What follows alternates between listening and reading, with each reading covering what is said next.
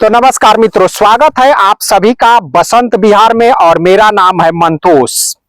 हम यहाँ पे मौजूद है जिसे लोग गंडक नदी या फिर नेपाल में नारायणी नदी के नाम से इस नदी को जाना जाता है।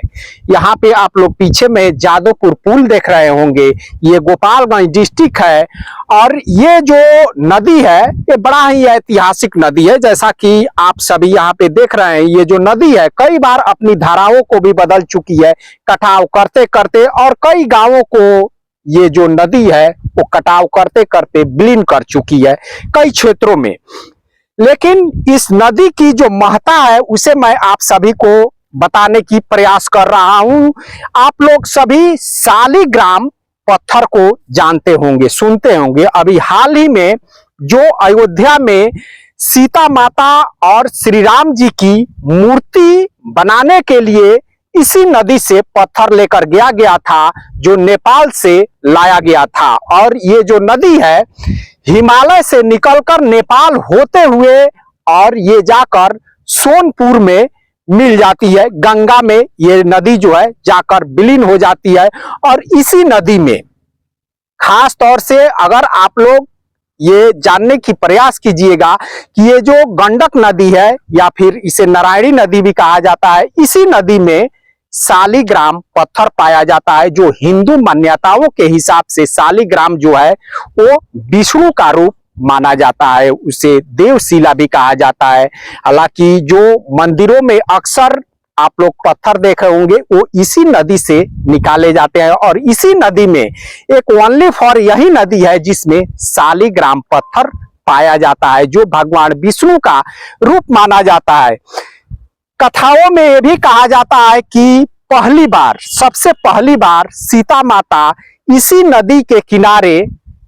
जो चैती छठ है वो की थी, जहां से छठ की परंपरा की शुरुआत हुई है। सीता माता और राम जी और लक्ष्मण जी वन यात्रा के दौरान इसी नदी के किनारे सीता माता छठ पूजा की थी, और उसी समय से जो है इस छठ पूजा की परंपरा की शुरुआत हुई है।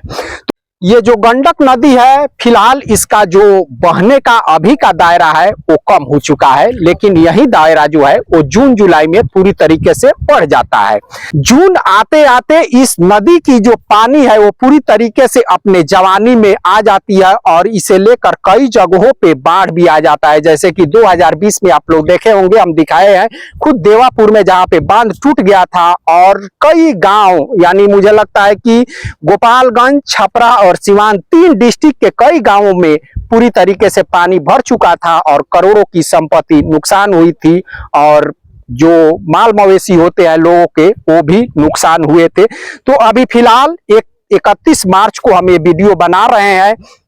और जो नदी है अपनी मस्ती में पूरी तरीके से बह रही है। यहाँ पे कुछ नाविक जो है वो नाव भी चला रहे हैं, और आप लोग देख सकते हैं कि कुछ बगुले भी यहाँ पे मछली पकड़कर अपनी पेट की आग को बुझा रहे हैं। तो अब इस नदी के आसपास के जो भी जमीन है, जो चाहे इधर गोपालगंज के क्षेत्र में हो गया या फिर इधर बेतिया क्षेत्र हो गया, फिर उधर मोतिहारी का क्षेत्र हो गया, इन क्षेत्रों में आप सभी खास तौर से देखेंगे तो जब अभी के समय में जो पानी का दायरा है वो कम हो जाता है, उसके बाद से लोग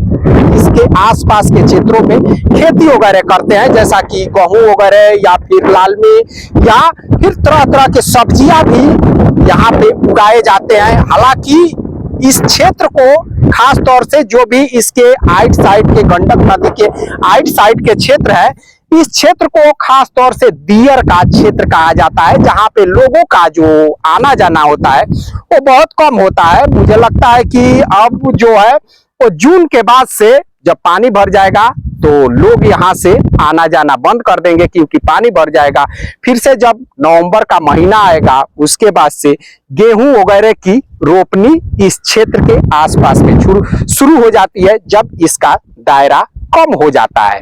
तो इस तरह से है, इसका जो इतिहास है हमने उसे भी बता दिया है, और जो इसका महत्व है उसे भी हमने बता दिया है। हालांकि जो दियर का ये क्षेत्र होता है ये बड़ा ही उपजाऊ क्षेत्र होता है, कई जगहों पे बड़ा ही उपजाऊ क्षेत्र होता है, और उपजाऊ क्षेत्र लगभग इसलिए होता है क्योंकि हर एक साल जब पानी आता है तो पानी आने के साथ साथ अपने साथ उपजाऊ मिट्टी भी लेकर आता है और परत दर परत मिट्टी चढ़ता जाता है और उसके बाद से वो जो मिट्टी होता है खास तौर से उपजाऊ हो जाती है। और मुझे लगता है कि दियर के क्षेत्र में खास तौर से खादर डालने की भी जरूरत नहीं होती है और जो उपज है वो भी बेहतर हो जाता है। तो इस तरह से है इस नदी का जो महत्व है, इसका जो इतिहास है और जो